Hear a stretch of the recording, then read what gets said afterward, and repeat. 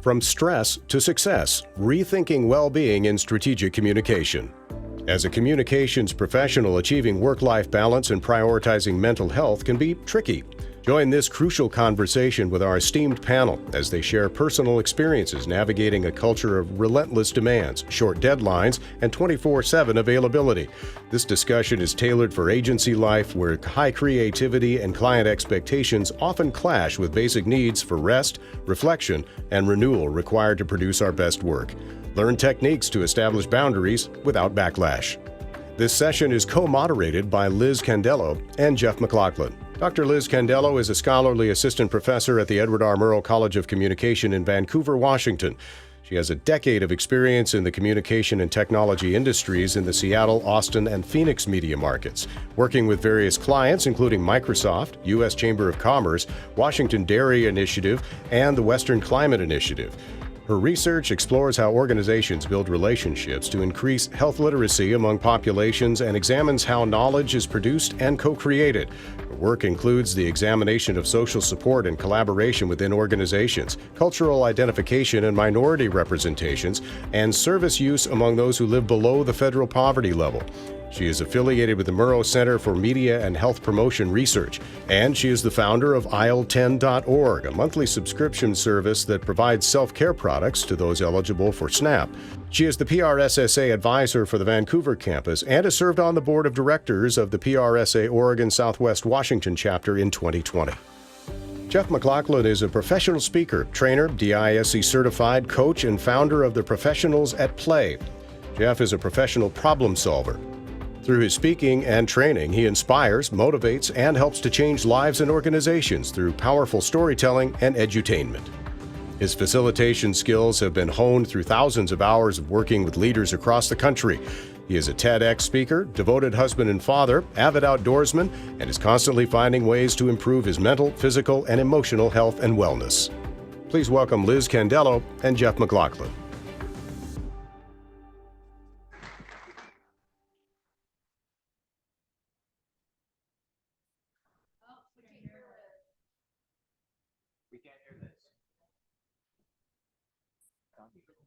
And they're on mute down there. We're on mute up here. We can't hear you.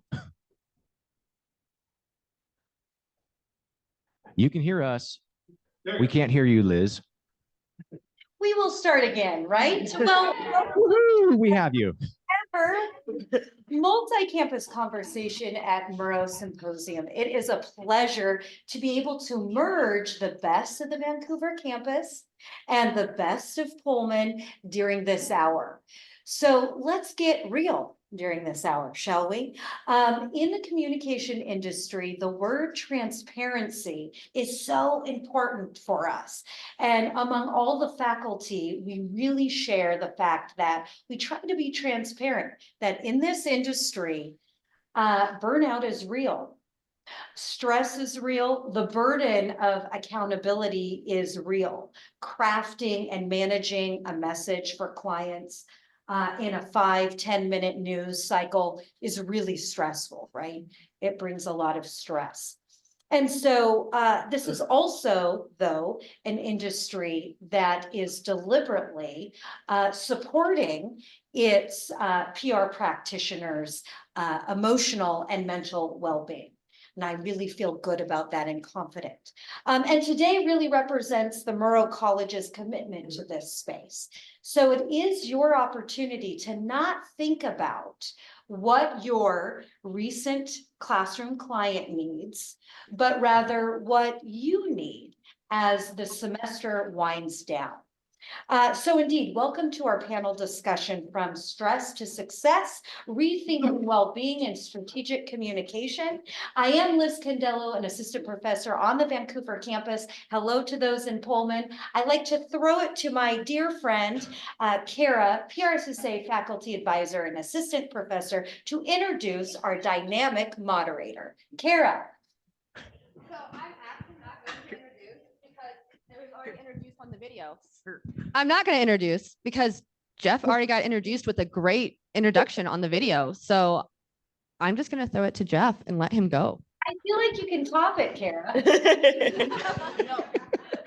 Well, it's wonderful. I actually had a wonderful conversation with Kara out front. And we were talking about wellness and health, and we're both on jogging journeys. It's like jogging, but with a soft J, involves much more walking. So it's okay. You can't run fast. That's okay. I'm okay with that. I'm Geoff McLachlan with Professionals at Play. Super excited to be here along with our esteemed panel, which I read all their bios and I thought, wow, that imposter syndrome kind of popped up really fast. And I went, oh my gosh, they know so much. And then I thought, I don't have a PhD. I don't have a master's degree. I barely got my bachelor's degree from another college in education. I know. And now you're thinking, wow, why is he standing there? Because I have 20 years and almost 2 million people that I've interacted with and communicated with on a near daily basis that gives me that skills to say, oh, I actually kind of know what I'm talking about, just a little bit. So I'm super excited to be here. I'm going to introduce our panel down in Vancouver, which I'm very excited about. I'm going to read their bios very quickly, and they can wave real fast so I know who everybody is, because I can't actually read their name tags from up here. It's too far away. Darn the 1900s when I was born. We have Dr. Christine Green. Where are you, Christine? Hello, Dr. Christine. Dr. Green is a clinical psychologist specialist in Vancouver, Washington. She received a bachelor's degree in human development from Warner Pacific College and a doctoral degree with honors in clinical psychology from George Fox University. Dr. Green uses evidence-based techniques that can help patients move forward to achieve their health goals. Thank you so much for being here, Dr. Green. Lacey Fott. Where are you, Lacey? Hi. Hello, Lacey. Lacey J. Fott is the founder of Spry, the Pacific Northwest's most established social media agency. She's been running the company for 13 years, and along with her 8 remote employees, has helped hundreds of businesses improve their online presence. Lacey J. graduated magna cum laude from Washington State University with a bachelor's degree in broadcast news and political science. Her mission is a social media for good. She and one of her employees are currently writing a book with the objective of slowing the spread of misinformation and propaganda on social media. The book, Down the Rabbit Hole, is slated to come out this summer. Lacey J. is also a dancer for the Portland Winterhawks ice hockey team. Wow. I do have some questions about that. Is it with shoes on the ice, or do you dance in skates? Shoes on the ice with lots of spikes on the bottom of them. Mm-hmm. Oh, good to know. I actually was really confused by that because I thought this could get really interesting very quickly. Yes, it is. It can still fall though. Oh, I fall all the time, just walking. It's a gift. Allison Waters. Hello, Allison. You must be in the middle. Awesome. Allison Waters is the Director of Clinical Operations at Raineer Springs. She is a multidisciplinary social worker with 10 years of experience in clinical social work, ranging from nonprofit leadership, high acuity crisis intervention, and treatment for co-occurring mental health and intellectual and developmental disabilities. Currently, she is working to stabilize and expand access to high acuity outpatient mental health services across Portland and Vancouver. Thank you all for being here. We really appreciate and look forward to your insights. Now, as we were talking about this subject, this is something that I've been diving into for the last few years and have actually in the last 3 weeks presented 3 times at 3 different conferences on mental health and wellness with young people at the request of the young people themselves, which is, one, very heartening to know that this is something that they are concerned about and that they're saying, what can we do to get better? And so today, hopefully, our goal is to give you some tips and some tricks to help with your own mental wellness journey. Now, I thought that the first thing is the definition of terms. We talk about mental health, health being the goal, mental, emotional, physical, spiritual. All that means is, guess what? That's where we're striving for. The wellness part are the actions that get you there. If you're in sports, you practice. You have to practice to get better at the sport. It's the same with mental health and wellness. Mental health is the goal. The wellness are the actions that get us there. And so with that being said today, we're going to talk about the actions based on our experiences as professionals in this industry. But before we start that, I actually wanted to do a little mental health activity to help you. So I'm going to come down here to the floor space real fast. And our group here is mostly together kind of in the center. If you're on the outside edges down in Vancouver, I don't know what your seating arrangement is like, but if you are on the outside edges, I'm going to ask that you move towards the center so that you have somebody next to you There are multiple reasons for this. Number one is it gets you a little bit uncomfortable. I know, uncomfortable, that's good. That's a growth zone. You don't get to grow where you're always comfortable. To get uncomfortable is where you actually start to develop skills that you need to be successful in life. The second thing is it actually makes it a whole lot easier to do this little activity that I'm about to do with you. Here's what I would like you to do. In here in our room, would you go ahead and take your right hand and put it out to the right? Go ahead and put your right hand out to the right. Take your left hand and make a pointer finger.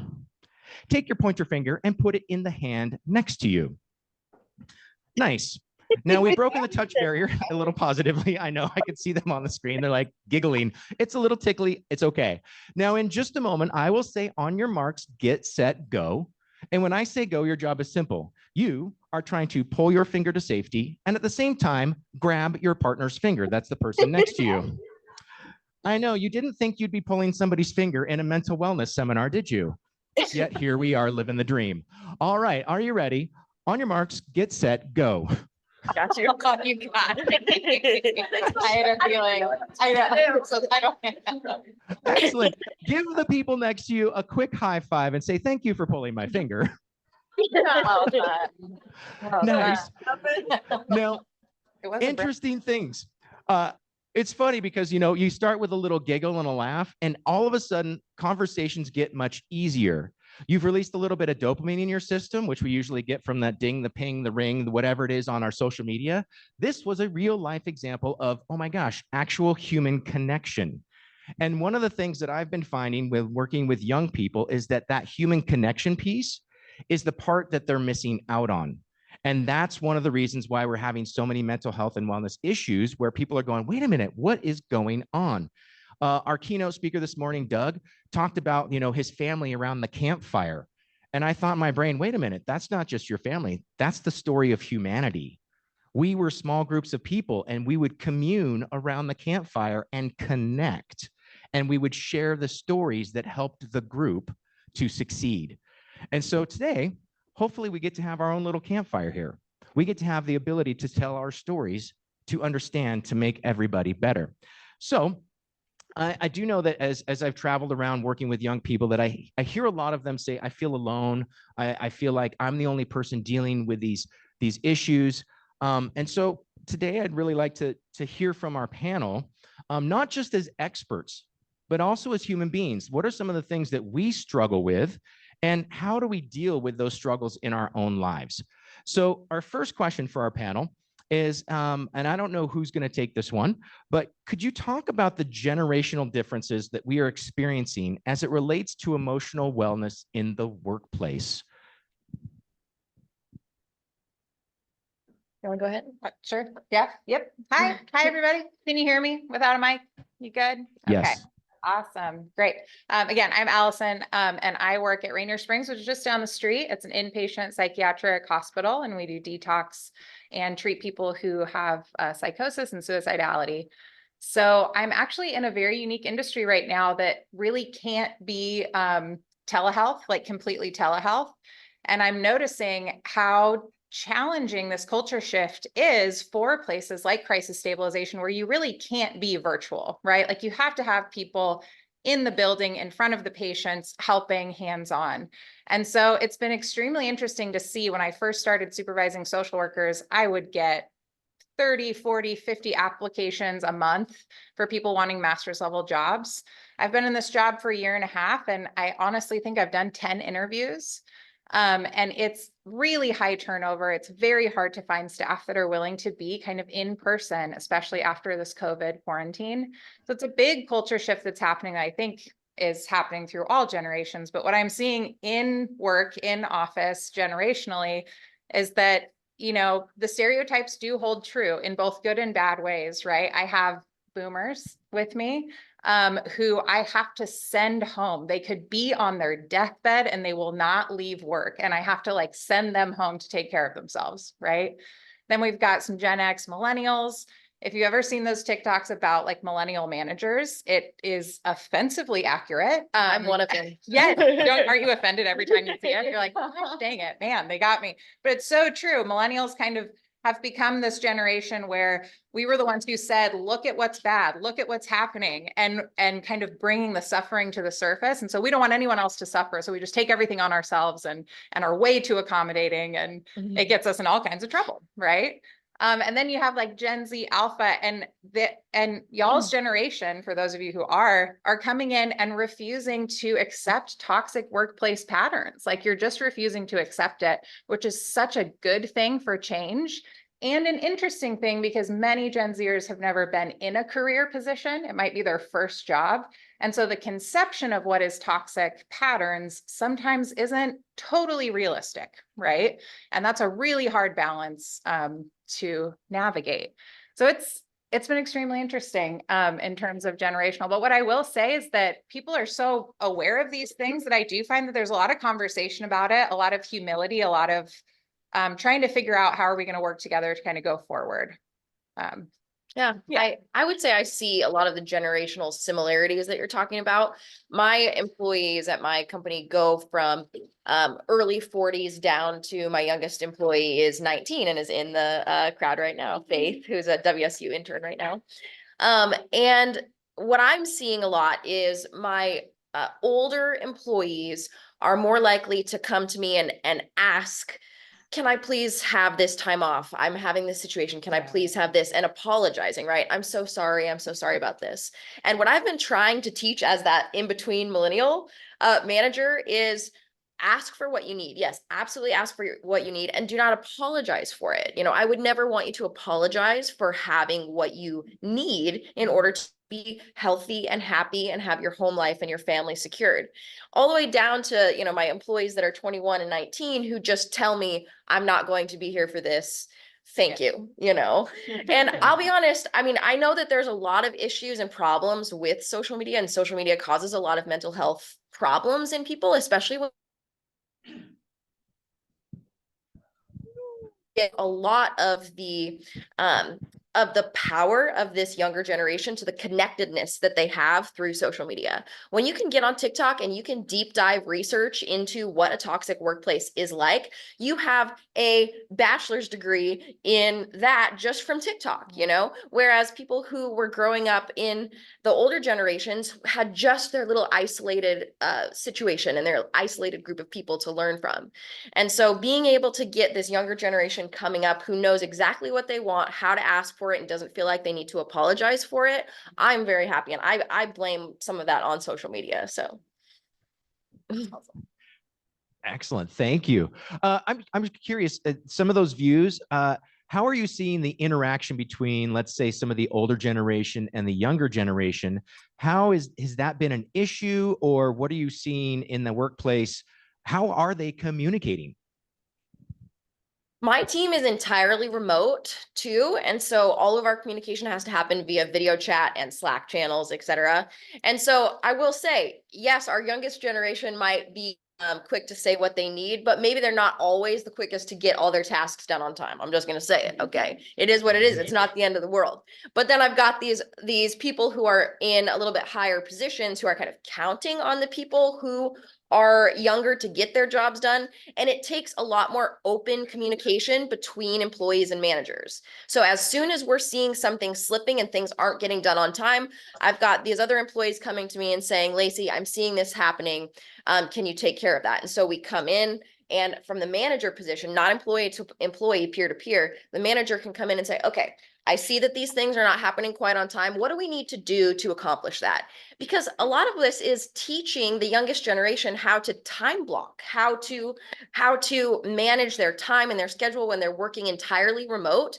That's hard. That's really, really hard. And you have to have somebody who can come alongside you before it becomes a huge problem, who cares about you and your success, who's going to mentor you into being able to be a good cog in your workflow while still maintaining your humanity. Yeah. Yes. Awesome. Okay. I'm curious also, how can we talk about the need for diversity among experts in the wellness field? Obviously, wellness, health, there's myriads of different kinds. So where can you explain, what do we mean by diversity in wellness? What does that mean to you, and how are we doing that in the field? I know, I have a great one for the next one. So I work in family medicine as, I think that was said in my bio. And so in my workplace, we kind of see diversity in the generations among some of the roles that our staff has. So, as you guys know, I'm a doctor in a family medicine clinic as a psychologist, and a lot of us that are in sort of the medical and physician type roles are going to be a little bit older group. So millennials and Gen Xers.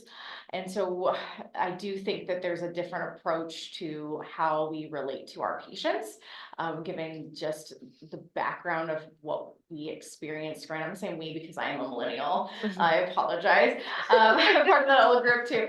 And so like we do handle things like stress and our wellness a little bit different than a lot of the staff that works as more of our personal representative staff, so people on the phones, the front desk, and our MAs, our medical assistants, a lot of them are Gen Z.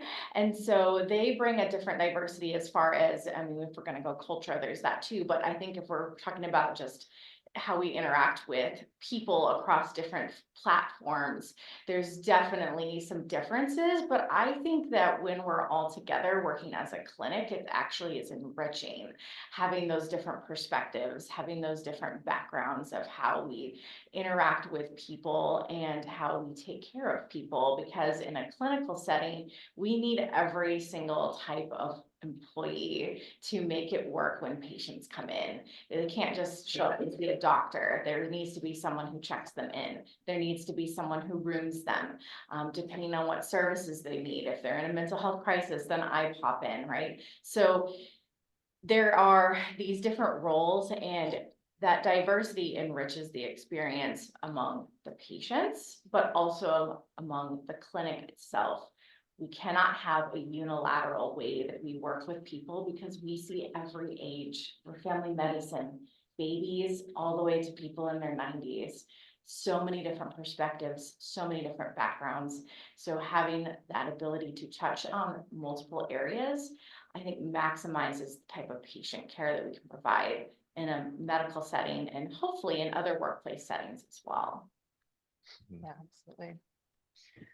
Yeah, I think when I think about this, you know, when we're talking about mental health and wellness, so much of healing comes through your very personal experience. The people that you are around, the languages that you spoke, the food that you ate. I mean, your mental health has to do with who you are at the core as a person. And so when you have a therapist or a caseworker, peer support person, anyone who has similar experiences, who looks like you, who speaks like you are going to have so much less resistance to getting to the core of your authentic self and what healing is going to look like for you. And much of the mental health and wellness industry is white women. And, you know, I think that especially in my like individual therapy with people, well, actually, no, I'll just tell you a story. When I first started in crisis work, I was going into hospitals a lot to do assessments for people with disabilities to see if they could go into psych hospitals or if that would be unsafe. And I remember I was called in this one time and to a patient who was a Black woman who had just given birth. After giving birth, there are a lot of mental health issues that we don't talk about. It's extremely important that we're taking care of women right after they have, or people right after they have babies. But I was called in because this woman, they said after she gave birth, it was just so weird. She just kept hitting herself on the head, just hitting her head over and over again. Like she needs a psych consult. This woman needs to go to a psych hospital. And, you know, I'm just thinking, hitting herself on the head, hitting herself, what is it? What do you mean hitting herself on the head? And the person was like, yeah, she just keeps going like this. And I was like, does she have a weave? Like, does she have a weave in her hair? And they were like, well, I don't know. I don't know what that is. Right. Now, this was in North Carolina, which was a really growing and learning experience for me to live in, especially in mental health. And the culture there is different. And there was not one nurse or doctor there that was Black. And so I had really great teachers myself that were Black women or relationships in my life that I knew that this was simply itching your head so that you're not loosening the roots where your weave is. They were going to send this woman to a psych hospital. Like, this is why representation matters. Yeah. Yeah, absolutely. Absolutely. That's the importance of a diversity. It's so true. We have different lived experiences. I was a kindergarten teacher as a male with a beard, and that was all of my entire staff was female. And I was the guy, and everybody, like, parents would walk in to drop their kids off for kindergarten on the first day and look at me and go, "Where's the teacher?" And I'd be like, "That's me." They're like, "No, we're serious, dude. Where's the teacher?" And it freaked a lot of people out. But again, that diversity piece of how do we understand other people's stories? How do we understand different lived experiences? I truly believe that through that communication piece, listening to the stories and being genuinely curious. Pro tip, curiosity, living curiosity. The questions that you ask will change when you're genuinely, truly curious about somebody else and their lived experience and their story. And that's where we start to gain understanding. We start to gain a clarity of terms. Just be curious. That's one of the biggest things that I always take away from anything. And I've learned it over the course of decades on the road, moving into different communities. Just be curious. If somebody's mad at me, I say, "How do you mean? How do you mean? How do you mean?" Because I want to know why. And oftentimes they're mad at something else and I just happen to be there. But that curiosity piece allows me to stay out of judgment, which is really big. Okay. Okay, this is a big one. And this is obviously as communication folks, you and younger folks. Okay, I'm born in the 1900s. Yeah, before cell phones. I remember the phone was connected to a wall. Our playground was different. I'm solidly in the Gen X category. Thank you, panel, for being there. And the millennials, we like to give you a hard time, but we actually love you. But things have changed substantially. And in the social media world, social media influential and social media influencers have become instrumental in repositioning wellness. Can you address just the social media aspect of wellness? I happen to follow a lot of wellness people online, and people that I know, people that I don't know, because I'm constantly seeking information like, how do I get better? How do I make myself just a little bit better than yesterday? And that's a personal journey. And that's not a challenge for anybody. It's just something that I like to do because I like to challenge myself. So how is that social media piece affecting or influencing young people in the wellness industry? Well, let's start with the positive. Like I talked about earlier, connectedness. People have never been more connected than they are right now. And to me, that is the immense power of social media, is the ability that we have to learn from each other, to share with each other, to see ourselves in other people all over the world. It breaks down barriers, it breaks down boundaries, and it increases everyone's awareness of literally everything. Okay. So being able to use a tool like that to your advantage, to grow your awareness, to grow your understanding through the use of social media, that has propelled people's wellness in a positive direction.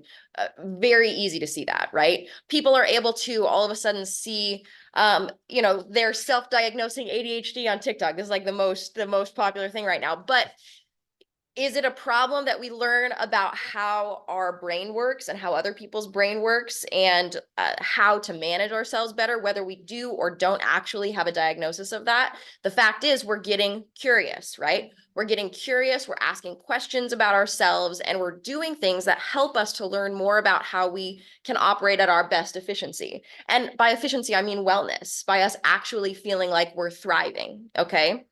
Now, on the opposite side of social media is what I would call a very low amount of digital literacy, okay? And what I mean by digital literacy is that a lot of people don't understand who created the platforms that they're using, who funded the creation of the platforms that they're using. How do the algorithms work? How are the algorithms impacted by what kind of agendas the people who are funding the platforms have? Okay, this is where we also have to get curious. Without this level of digital literacy, where we're constantly asking the questions of how these tools are also using us, then we're being taken advantage of by the tools. And that can significantly negatively impact our mental health and our mental well-being.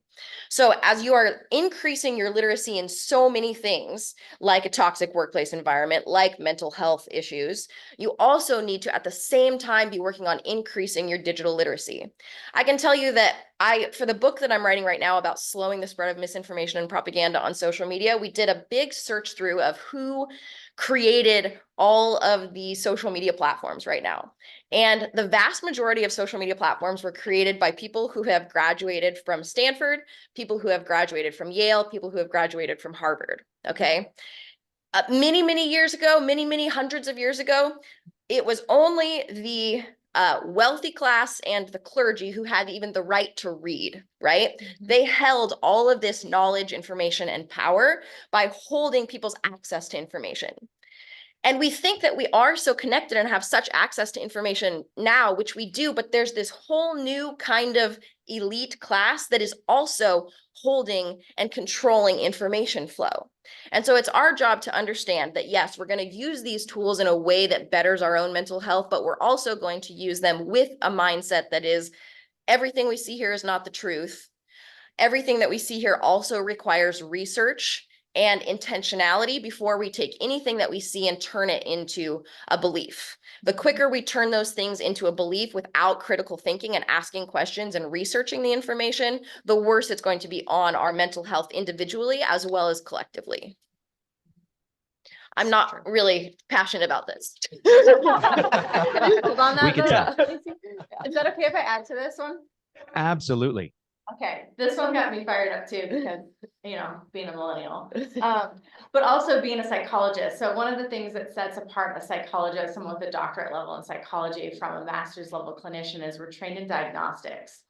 And when a bunch of us got hired for Providence was not utilizing this part of our degree.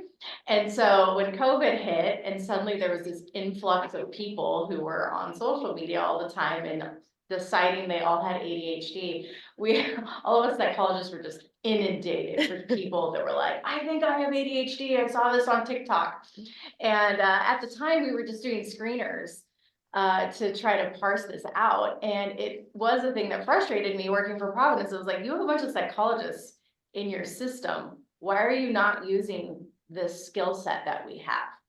And it didn't take until the second wave, the autism flood, that Providence finally got the picture that, you know, our docs were coming in. Everyone thinks they have autism now. Everyone thinks they have ADHD. And at first it was frustrating to have this sudden surge, but also it created this need, right?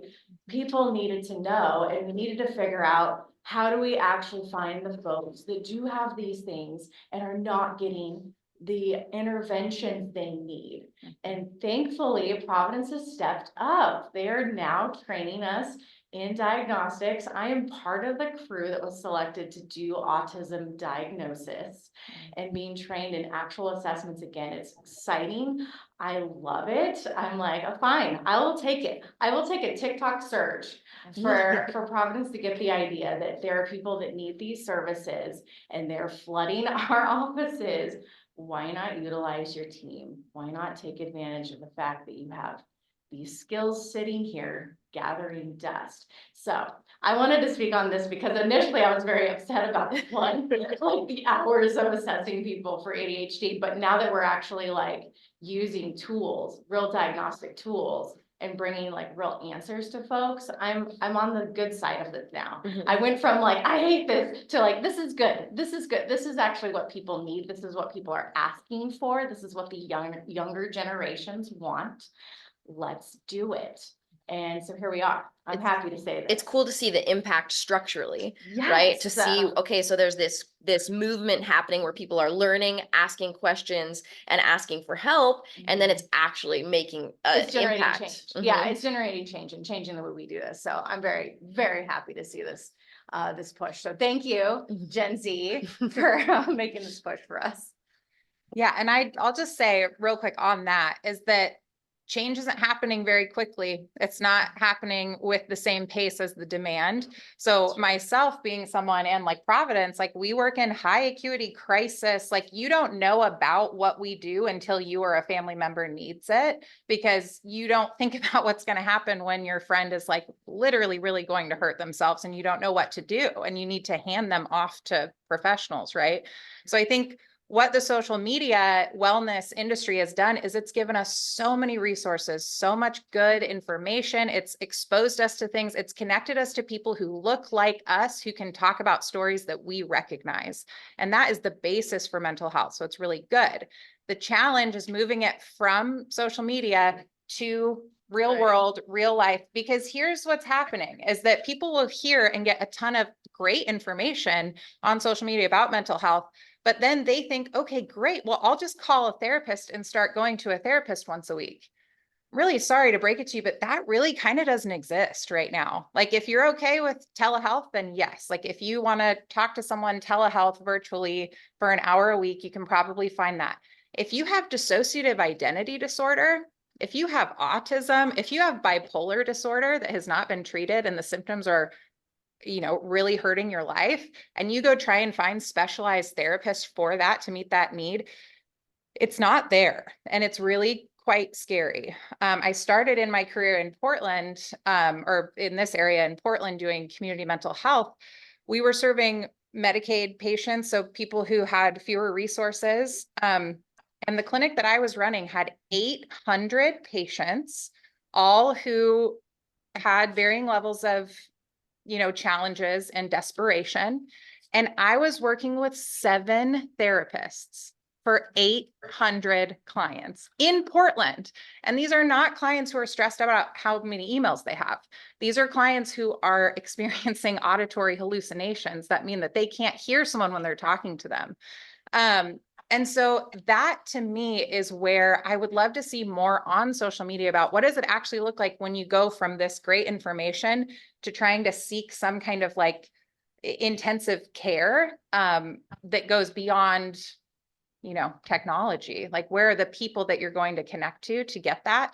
It's really, really hard. And so that's kind of where my specialty or where my passion is like, where's the behavior? Because this is the other thing I'll say. It's getting long now, but all of us were like, okay.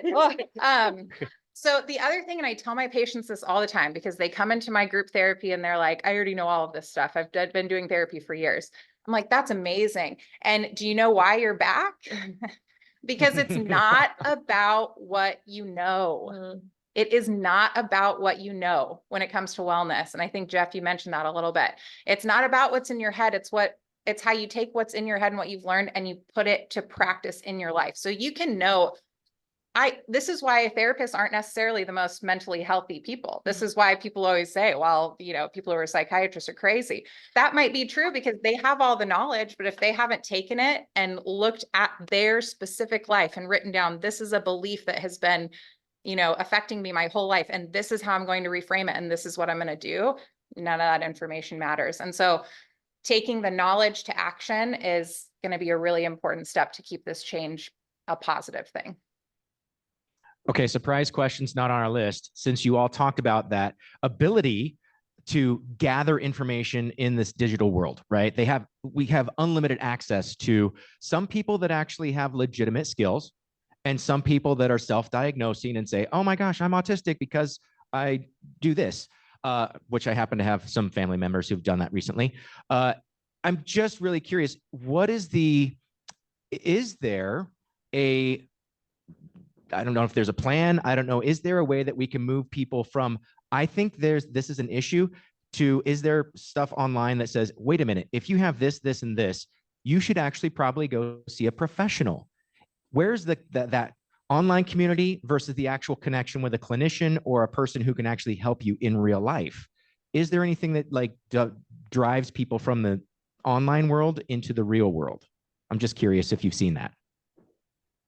I'll just say, I think eventually the isolation will drive people out to seek something beyond social media. I really do. I think it just gets to the point. And what I'll say is that I always encourage people, take wisdom from anywhere. It really, you do not have, I'm sorry, but you don't have to have a PhD to have some really good knowledge and practices and experiences. And in fact, like some of my biggest breakthroughs, aha moments were with friends and family that are not mental health professionals. So take wisdom from anywhere that you can get it. But I do think that when that conversion happens, it's because there's some breaking point. Either the isolation gets to you so much and the depression gets to you so much that you're going to actually kind of branch out, or maybe you have a community of people who can direct you. But I think the issue is that people don't know where to go. Like we always talk about easily accessible. Mental health services are not easily accessible. And I think that's the challenge. I think much more people would be seeking out professionals if it actually was there. If that makes sense. If it was easy to get to, the ease of transition. Yeah. There's not an ease of transition. Yeah. We're still working on that. Yeah. We'll get there eventually. We're hoping that your generation, Gen Z and Alpha, will actually be able to figure out how to move us from there to real life. Because that's, I don't know, I can't think of a way other than, I actually want to talk to humans, to real people online in real life. So in our last like 10 minutes here, I have a question. As a result of your work and your life experiences, what is either the most troubling or the most promising in the way that we talk about wellness? What are you seeing trend-wise that's either the most troubling or the most promising in your fields? I'm going to think about it from a little bit of a managerial standpoint of remote work specifically. I think that remote work, especially in the strategic communication field, is one of the best things to come of the last decade.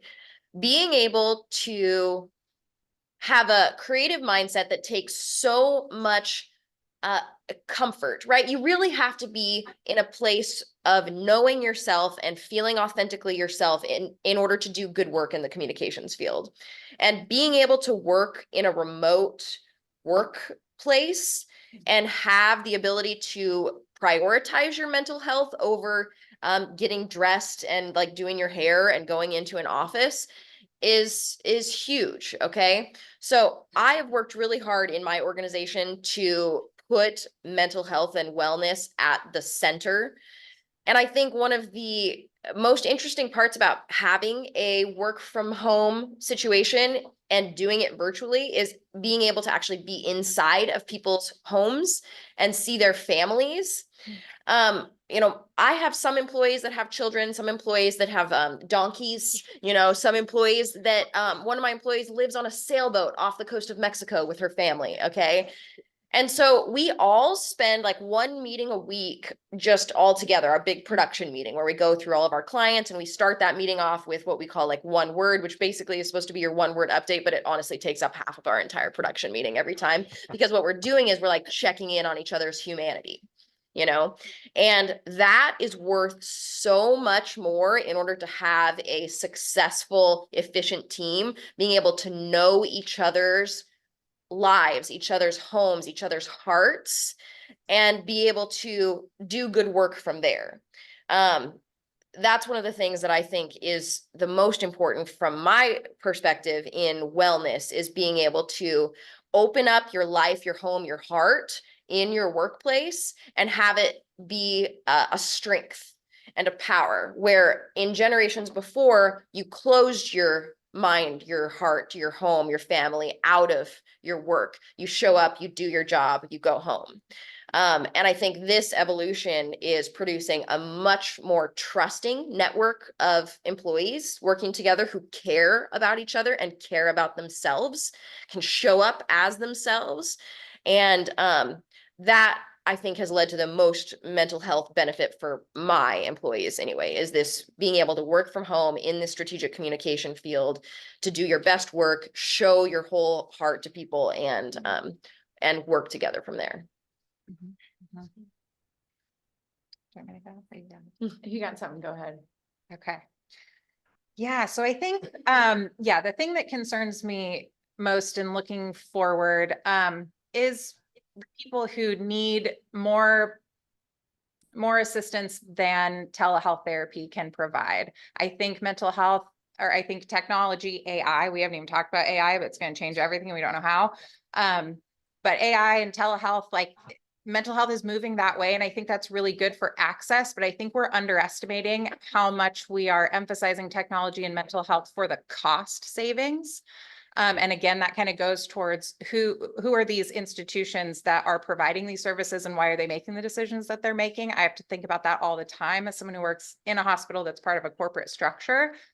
A lot of tension there. So I think I'm worried about the people who mental health over telehealth is not going to be sufficient. And for us to continue to grow that gap bigger and bigger and bigger into who's able to function well and have a flourishing life and who is isolated in their home because they can't function, right? There's what I think is happening right now is we're seeing a deinstitutionalization of mental health and wellness.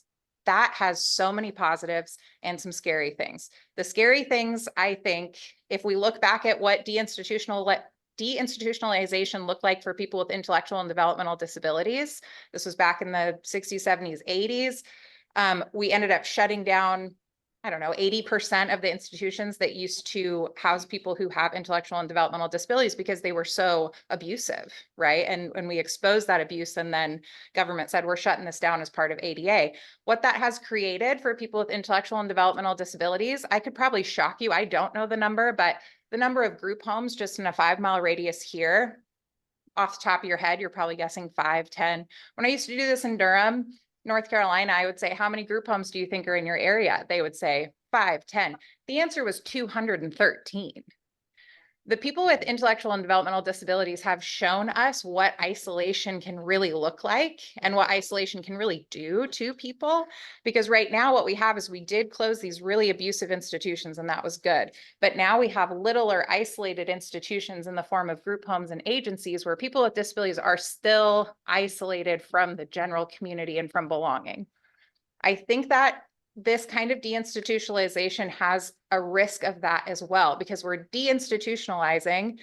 And what could happen, as it's happened for people with IDD, is that we've created a system of supported loneliness where everyone who is in the lives of someone with an intellectual disability is paid to be there, right? They're paid to be supporting. They have a job coach, a therapist, a peer support specialist. Where are their friends? Where are the people that they meet when they walk down the street to the coffee shop? Like, we're losing that kind of natural, organic relationship. And that makes me nervous. And I think the connection of social media and the overemphasis of wellness in social media can only bring about more exposure and more good. And that piece we need to work on is, where does the knowledge and information turn into action? That was really good. Mhm. I don't even know what Okay, great. yeah, Well, I don't know if I have anything else because you guys are amazing at capturing that. But I do agree with what has been said, that like wellness, there is some aspects of it that does require action. And you know, if you're unhappy with where you are in certain places of your life or certain aspects of your life, you do still have to do work to see results. Like, you're not going to just magically be fine. For me to be well is a 24-hour job. And there are things that it's like juggling. And sometimes I drop a ball and it's just on the floor. Like, I didn't sleep well last night. My toddler had me up for about an hour at 3 a.m. So I'm exhausted. That aspect of my wellness, not the best today. But then there's other parts of my wellness that are. So you have to remember, it is multifaceted. Wellness is not just a continuum. It's almost just like a giant circle, and there's like so many different things, but you do have to put work into it. So wherever you invest is where you're going to see more payout. And so some aspects of your wellness are going to be better cared for at certain times of your life, and other parts aren't. And so do remember that it is an active role and it's never perfect. And sometimes when you're doing that work-life juggle, because it's not a balance, you will drop a ball and it's okay. It can stay on the floor for a bit because you have to keep juggling those other balls. And then sometime you'll be able to kind of bend down and pick that one up and just keep going. So wellness is a job. It's a worthwhile one, but it's multifaceted. Some parts of your wellness will shine better than others at certain times of your life, and that's okay. It doesn't mean that you're a sinking ship. It might feel that way sometimes, but it's not. You will keep going, but it will not just happen to you. It never will just happen to you. there is some work that is And required. you can't just scroll your way to You thriving. cannot, you cannot scroll your way out of depression. Mhm. You do have to move. That is true.